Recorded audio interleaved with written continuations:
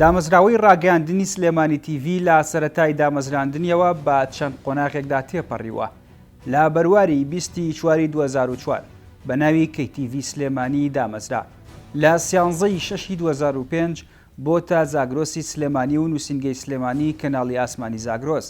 جگەلەوەی کە وەکو نووسینگەی کەناڵی زاگرۆس کاری کردووە، لە هەمان کاتدا بە شێوەیەکی سربەخۆ لە پەخشی ناوخۆییدا ڕۆژانە پەخشی هەواڵ و بەرنامەکانی خۆی کردووە.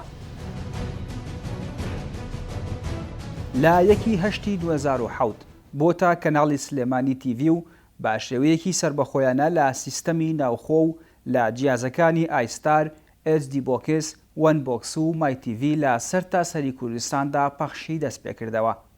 سەرەڕای پێشکەشکردنی بەرنامە و هەواڵەکانی لە ڕێگەی تۆڕەکانی کۆمەڵایەتی فەیسبوک و یوتیوب.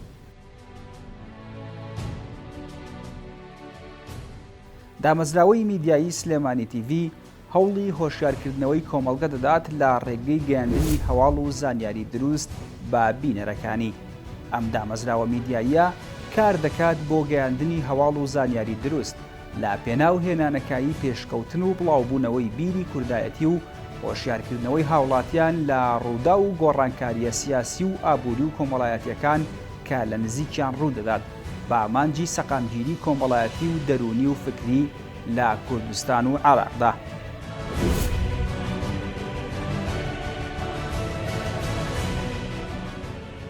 کەناڵی سلێمانی لەسەر ئاستی جیاجیا پرۆگرامەکانی پەخش دەکات بە شێوەیەک کە سەرجەم ژانەرەکانی میدیا وەک سیاسی، ئابووری، کۆمەڵایەتی و هونەری و ئەدەبی و ڕۆشنبیری و وەرزشی لەخۆ دەگرێت.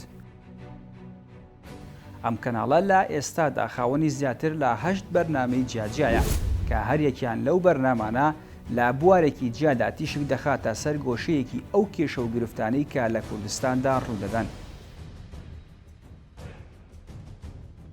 کەناڵی سلێمانی با پەیڕەوکردن لە بەهای پاراستنی کۆمەڵایەتی توانیوێتی ژمارەیەکی زۆر لە بینەران لە خۆی کۆبکاتەوە. جگەلەوەش ئەم دەستگایە بۆ تا قوتابخانەیەک بۆ پێگەیاندنی ژمارەیەک لە ڕۆژنامەنووسی بەتوانە کە ئێستا لە کەناڵە جیاجیەکانی کوردستاندا جێدەستیان دیارە و خزمەت دەکەن بە کاروانی ڕۆژنامەگەری کوردی. کەناڵی سلێمانی سەر بە دەستگای ڕۆشنبیری و ڕاگەیاندنی پارتی دیموکراتی کوردستانە.